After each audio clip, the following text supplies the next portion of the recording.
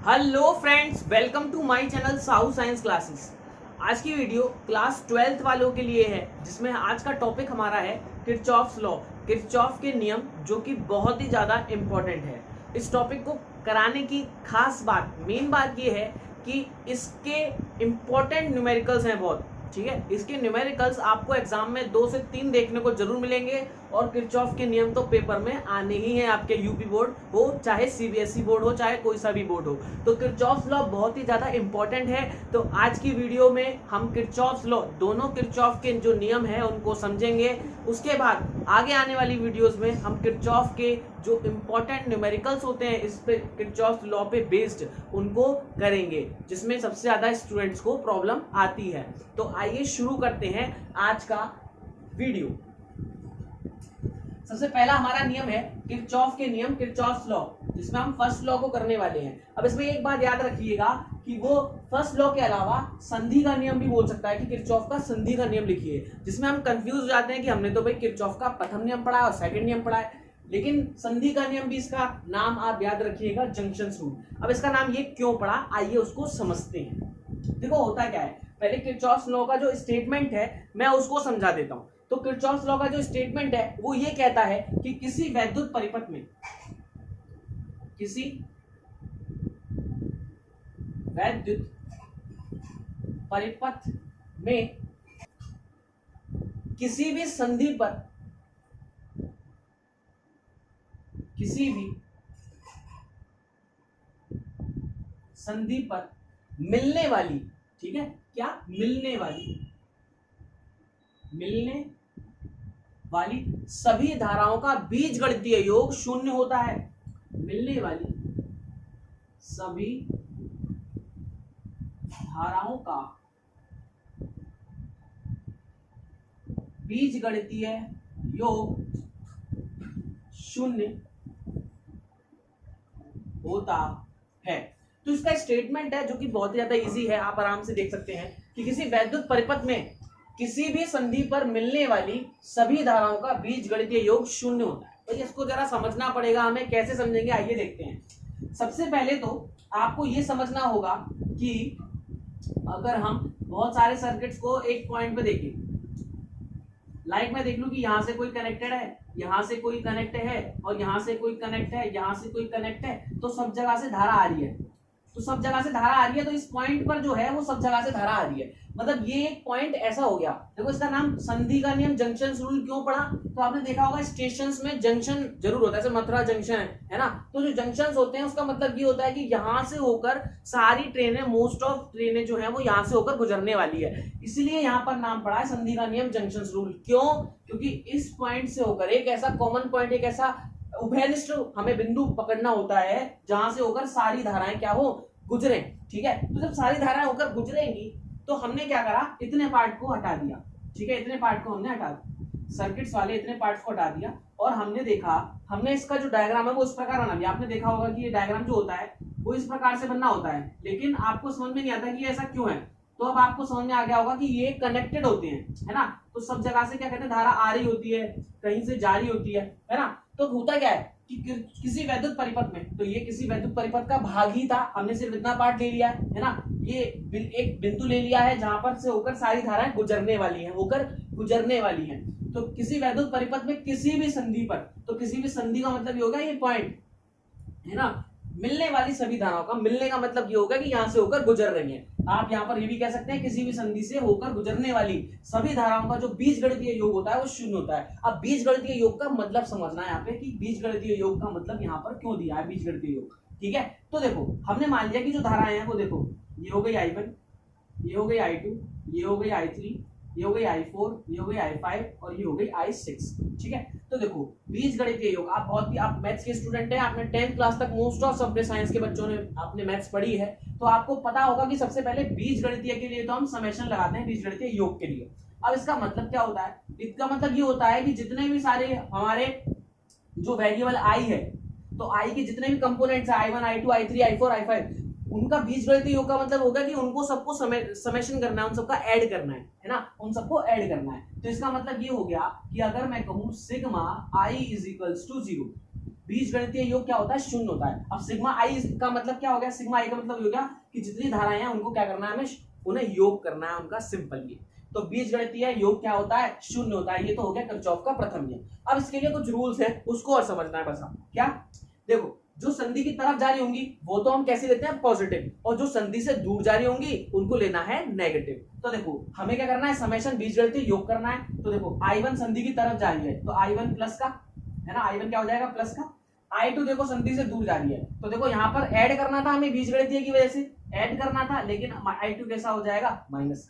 उसके बाद ये I3 संधि की ओर जा रही है तो प्लस में I3, I4 दूर जा रही है तो प्लस में माइनस का I4, और I5 भी दूर जा रही है भाई तो यहाँ पे प्लस में माइनस का I5, और I6 इधर जा रही है इसकी तरफ तो प्लस में I6, और इज इक्वल्स टू क्या है, 0। तो इन सबका जो बीजगणितीय योग हो गया वो क्या हो गया, शून्य हो गया। बीजगणितीय योग क्या हो गया, शून्य हो गया। इसके आगे का पार्ट मैं इसको इरेज करके बताता हूँ। अगर आपको ये डेफिनेशन लिखनी है तो आप लिख सकते हैं कि किसी वैद्युत परिपथ में किसी भी संधि पर मिलने वाली या होकर गुजरने वाली सभी धाराओं का जो बीजगणितीय योग होता है वो क्या होता है, शून्य होता है। बहुत ही जल्दी हमने पहला नियम समझ लिया, ठीक है। आगे चलते हैं। तो देखो आगे का जो पार्ट है उसको समझने के लिए हमें क्या करा, यहाँ पे इक्वेशन ये जो लिखी हमने इसको सही से लिख लिया, I1। अब देखो प्लस माइनस क्या हो जाएगा, minus I2 plus I3 plus, अब देखो प्लस माइनस क्या हो जाएगा, माइनस I4, उसके बाद में माइनस I5 और प्लस में I6 इज इक्वल्स टू 0। अब इसको देखेंगे जरा, माइनस माइनस माइनस वाले उधर भेज दें तो कैसे हो जाएंगे, प्लस के। तो हमारे पास क्या बचा, I1 plus I3 plus I6 is equals to I2 I4 I5 उधर चले गए, I2 plus I4 plus I5। तो यहां से एक और डेफिनेशन निकल के आती है छोटी सी, जो कि आपको हमेशा के लिए याद होने वाली है, हमेशा के लिए याद हो जाएगी। क्या, किरचॉफ का प्रथम नियम क्या कहता है, किरचॉफ का प्रथम नियम ये कहता है कि संधि की ओर आने वाली धाराओं का योग, संधि की ओर आने वाली धाराओं का योग तथा संधि से दूर जाने वाली धाराओं का योग, संधि से दूर जाने वाली धाराओं का योग बराबर होता है, एक दूसरे के बराबर होता है। तो ये निकल के आया, ये भी किससे निकल के आया, इसी पार्ट से निकल के आया, ठीक है। एक तो बीजगणितीय योग वाला पार्ट और एक ये दोनों संधि की ओर आने वाली और संधि से दूर जाने वाली धाराओं का योग बराबर होता है। ये हो गया किरचॉफ का पहला नियम। आइए चलते हैं किरचॉफ के दूसरे नियम पे। तो आइए सेकंड लॉ को समझते हैं। सेकंड लॉ का जो नाम है वो है लूप, पाश अथवा जाल का नियम। मतलब या तो लूप का नियम दे देगा, पाश का नियम दे देगा, जाल का नियम दे देगा, और किरचॉफ का द्वितीय नियम तो बोलेगा ही। तो आपको ये याद रखना है, पाश और जाल यानी कि एक इसमें क्या होता है, एक बंद परिपथ लेते हैं। आपको इसमें जरूर याद रखना है कि आप डेफिनेशन भी लिखें या किरचॉफ के दूसरे नियम के बारे में बात हो रही है तो आपको जाल, पाश, लूप यानी कि आपको बंद परिपथ के बारे में बात होगी। सबसे पहली बात तो ये। अब आइए देखो इसको समझते हैं। पहले मैंने जो डायग्राम बना रखा है ये बहुत ज्यादा इंपॉर्टेंट है। अगर आपने डायग्राम नहीं बनाया इसमें तो आपका एक नंबर कट गया, ये समझ, ठीक है। तो आपको डायग्राम जरूर बनाना है। अब यहाँ पर देखो, यहाँ पर हमारे पास दो लूप है, दो पाश है। पाश मतलब दो सर्किट्स कह सकते हैं इसको। दो सर्किट्स में कैसे तोड़ सकते हैं, देखो एक तो ये वाला ABCD वाले पार्ट को देखिए तो हम कह सकते हैं कि यहाँ पर जो धारा है वो ऐसे करके बह रही है इसमें, है ना, ऐसे करके जा रही है। तो पहला तो ये मान लिया और दूसरा मैंने ये मान लिया, ठीक है, इस तरीके से। अब देखो ये E1 है, ये सेल का विद्युत भाग वाले आपने पढ़ा होगा इस चैप्टर में। ये R1 प्रतिरोध है। अब प्लस टर्मिनल इधर है तो धारा ऐसे करके जाएगी। इसका E2 है, I2 धारा ऐसे करके जाएगी। जब ये दोनों धारा ऐसे करके मिलेंगी यहाँ पर तो ये क्या हो जाएंगी, I1 प्लस I2 हो जाएंगी और ये R3 प्रतिरोध में से होकर जाएंगी। उसके बाद I2 अपने घर, है ना, और I1 अपने घर। यही तो होता है भाई, प्लस से माइनस की ओर जाती है, ठीक है। आपको सर्किट समझ में आ गया। अब आइए किरचॉफ के द्वितीय नियम के स्टेटमेंट को समझते हैं, ठीक है। तो देखो सबसे पहले तो लिखना होता है इस नियम के अनुसार। उसके बाद क्या होता है, किसी बंद परिपथ में, मैंने बताया आपको ये वाली बात बहुत ज्यादा इंपॉर्टेंट है कि किसी बंद परिपथ में धारा एवं उसके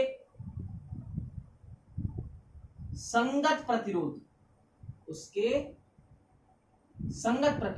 अब धारा एवं उसके संगत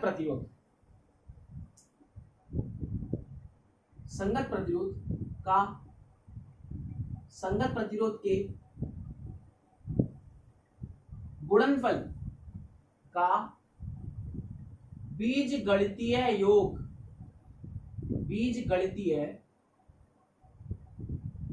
देखो भाई राइटिंग समझ लीजिएगा, बीजगणितीय योग, है ना। किसी बंद परिपथ में धारा एवं उसके संगत प्रतिरोध के या संगत प्रतिरोधों के गुणनफल का बीजगणितीय योग, गुणनफल का बीजगणितीय योग परिपथ में लगे सेल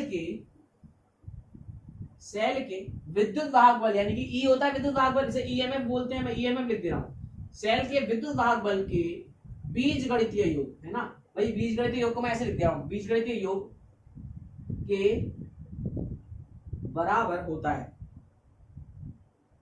तो देखो क्या है, ये बहुत इजी है, कुछ नहीं है इसमें कि किसी बंद, इस नियम के अनुसार किसी बंद परिपथ में धारा या बहने वाली धारा लिख दो या धारा लिख दो, धारा एवं उसके संगत प्रतिरोधों के गुणनफल। अब देखो धारा तो समझ में आ गया, संगत प्रतिरोध का मतलब क्या हो गया, तो संगत प्रतिरोध का मतलब ये हो गया कि अगर ए से बी में देखें तो I1 धारा बह रही है, तो इसके संगत प्रतिरोध यानी कि जिसमें I1 बह रही है वो कौन सा हो जाएगा, R1।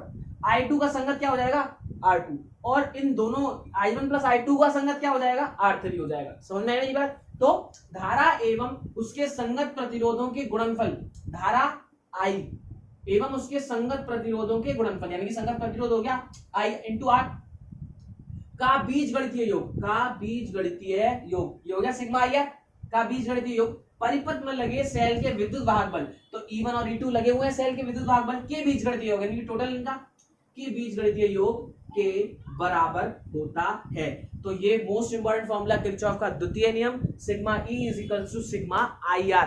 इस पे बेस्ड न्यूमेरिकल पक्का ही आना है, और ये जो इंपॉर्टेंट है हमारा, ये जो नियम है ये भी बहुत ज्यादा इंपॉर्टेंट है। तो किसी बंद परिपथ में धारा एवं उसके संगत प्रतिरोधों के गुणनफल का बीजगणितीय योग परिपथ में लगे सेल के विद्युत वाहक बल के बीजगणितीय योग के बराबर होता है। सबसे पहली बात तो ये कि अगर आपको ये नहीं समझ में आया तो मुझे कमेंट करके जरूर बताइएगा। मैंने पूरी कोशिश किया कि ये नियम आपको जरूर समझ में आए, क्योंकि ये बहुत ही ज्यादा इंपॉर्टेंट है।